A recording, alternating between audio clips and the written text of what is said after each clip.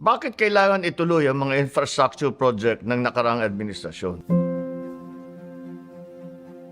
Meron tayo kuminsan na ugali dito sa Pilipinas at sa ibang lugar din na kapag nagbago ang administrasyon, ang pag-iisip ay lahat ng nakaraan na ginawa ng dating administrasyon ay tinitigil dahil sinasabi walang magandang nangyari. Ay hindi naman tama yun. Kung maganda naman ang proyekto, ba't di natin itutuloy? Hindi yan ang pag-iisip na magdadala sa atin sa isang bagong Pilipinas.